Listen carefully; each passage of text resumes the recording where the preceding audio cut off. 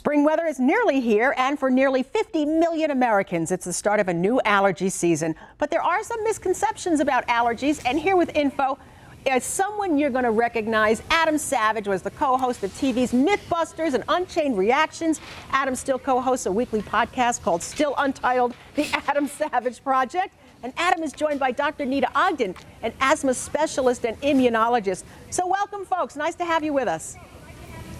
Thanks for having us. I'm going to assume, Adam, you suffer from allergies. I suffered from allergies when I was a kid. I also had asthma, but luckily I don't suffer from them as an adult. Fantastic. That must mean that the medications are better and the treatments are better. So, doctor, maybe you can tell us about what some of our options are. There are really great options out there. I like to use with my patients over-the-counter options such as Allegra, Nasacort, and Xyzal. And the truth is that there are a lot of misconceptions about allergies. Many of my patients walk through the door and say, "I've tried that; it doesn't work anymore." But there's this misconception that they've become tolerant to a medication, but that's not the case. What's actually happening is that their symptoms are more severe because the pollen seasons are getting more strong. So it's important to know a lot of different options are out there and to work with the doctor to find what works for you. Now, Adam, you're kind of a myth buster, so do you know of other misconceptions when it comes to allergies? Oh, there is a ton. People believe all sorts of things. They believe that all allergy medicines make you sleepy. They don't. They believe that nasal sprays, putting nasal spray in your nose is going to somehow hurt or be difficult. It isn't.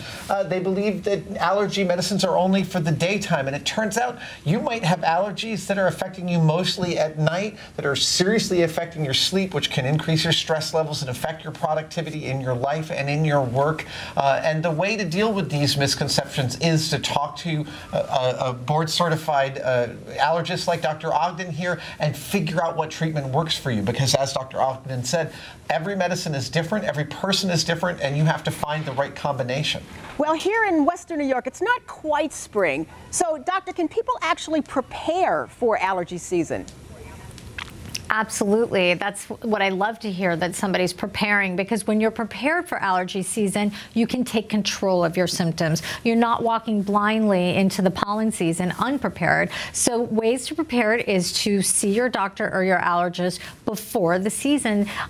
Get the medications on board that might work for you. And be aware of these misconceptions. If you are somebody who struggles with nasal congestion, a nasal spray like Nasacort might be a great option for you. Go over how to use them before you reject the idea that, oh, it'll feel uncomfortable in my nose. In fact, these nasal sprays are designed to fit comfortably within the nose. Or if the nighttime is bad for you, you're going to look for an option like Xyzal that you can take at night so you wake up more rested. You have a productive day at work and school. I also tell people to stay on top of pollen counts. Look for those high days so that you don't go running or play golf or go gardening. Close your windows, take a shower at night. A lot of it is about controlling exposure and, again, being on the right medications. Yeah, and I like what you say about don't be afraid to try something else. You know, so not everything is for everybody. And I know there's an awful lot of allergies out there. Adam?